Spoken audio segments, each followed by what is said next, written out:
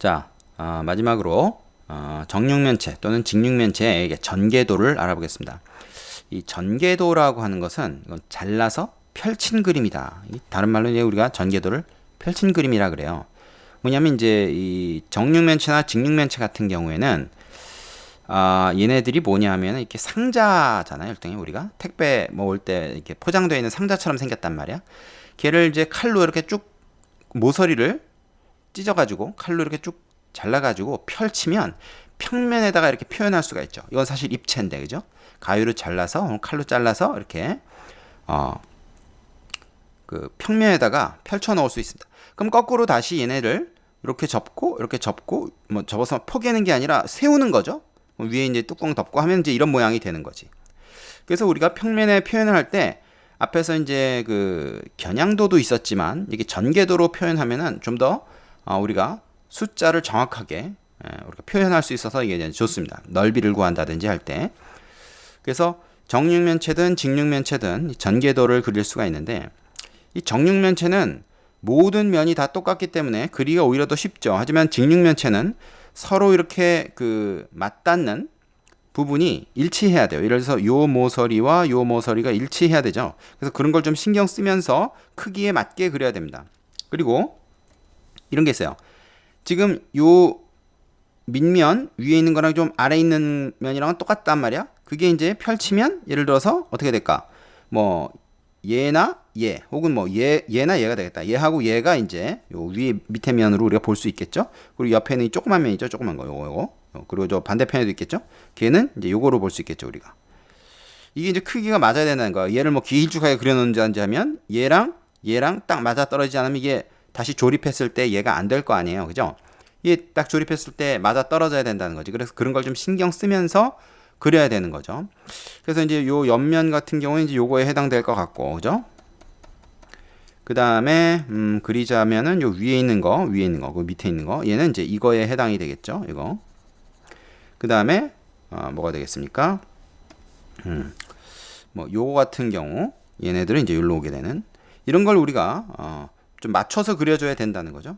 그리고 얘는 다시 여기 가서 붙을 테니까 길이를 똑같이 맞춰주는 게 중요하다. 그래서 여기다 이제 길이를 표시할 수도 있고 그래요. 자, 밑에 중요한 얘기겠죠. 전개도에서 잘린 모서리는 실선으로, 잘리지 않는 모서리는 점선으로 표시한다. 가만히 보면은 여기 이제 접히기만 하고 잘려지지 않는 건 점선으로 표시했고요. 그죠? 이 잘리는 부분은 이제 실선으로 표시했죠. 자, 옆에 보충 설명 잠깐 볼까요? 전개도에서 접었을 때 같은 색 선분끼리 만난다니 색깔을 좀 구분해놨는데 잘 안 보이죠? 파란색, 얘는 파란색, 빨간색, 빨간색. 얘하고 이제 얘하고 만나고 뭐 이제 그런 건데. 그다음에 화살표로 연결된 점끼리 만난다. 이 화살표를 이제 그어놨어요. 그래서 우리가 이걸 머릿속으로 상상을 해보면 이걸 이렇게 접으니까 이걸 이제 밑면으로 놓고 얘네들을 이렇게 위로 세워 올리는 거죠. 90도로 세워 올리 기둥 세우듯이 세워 올리고 얘 뚜껑 닫으면 얘랑 마주 보겠구나. 얘랑 마주 보겠구나. 요 꼭지점 둘이 만나겠구나. 요 모서리 둘이 만나겠구나. 이런 거는 알 수가 있다는 거죠. 생각할 수 있어야 됩니다. 그거를.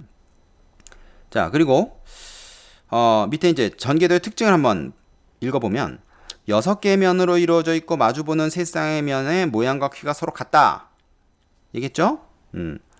그래야 이게 다시 접어가지고 만들었을 때 직육면체 혹은 정육면체가 되겠죠. 완전히 펼쳐지기 위해서는 모서리를 7군데를 잘라야 한다. 자, 요거 뭐 예를 들어서 얘를 갖다가 이제 자른다 그러면은 하나, 둘, 셋. 그죠? 세 군데를 잘라 이렇게 돼요. 여기는 자를 필요 없습니다. 그죠? 거기까지 자르면 이게 날아가겠죠? 그 다음에 이쪽도 하나, 둘, 그리고 저쪽 부분도 잘라야 되겠죠? 셋. 그럼 이제 이렇게 양쪽이 펴지고, 그 다음에 여기 하나만 딱 잘라가지고, 여기는 쭉 펼쳐지면 이렇게 돼요. 그러니까 총 하나, 둘, 셋, 넷, 다섯, 여섯, 7군데를 자르게 되죠. 뭐 꼭 이렇게만 자르는 게 아니라 다른 형태로 자를 수도 있어요. 하지만 어쨌든 꼭 7군데를 자르게 된다는 사실은 변함이 없다. 자, 그래서 옆에 보충 설명 보면 여기서 같은 면 색끼리는 서로 평행하고, 그죠? 다른 면 색끼리는 서로 수직이다. 노란 것끼리 서로 평행한, 즉 마주보고 있고, 얘네끼리 마주보고 있고, 또 얘네끼리 마주보고 있고, 서로 평행합니다. 근데 얘랑 얘랑은 서로 수직으로 만나고 얘랑 얘랑 서로 수직으로 만나고 사실은 얘하고 얘도 서로 수직으로 만나는 애들이죠. 이거는 이제 다시 조립해서 그려보면 쉽게 알 수 있죠. 그래서 한 면에 수직인 면이 4개 있다. 이건 앞에서 뭐라고 했습니까? 밑면에 수직인 옆면이 4개 있는 거랑 똑같은 원리인 거죠. 그래서 여러분이 전개도도 그려보고 그다음에 이거를 겨냥도도 그려보고 서로 간에 어떻게 이렇게 변하는가 하는 거 어떻게 바뀌는가 하는 거를 좀 생각을 해보고 몇 번 그리는 연습을 해보면 쉽게 이해할 수 있는 내용이죠. 되겠습니까? 자, 여기까지 끝났고요. 밑에 문제 풀어보시고 잘 안 되는 건 선생님한테 질문하도록 하겠습니다. 자, 여기까지 수고하셨습니다.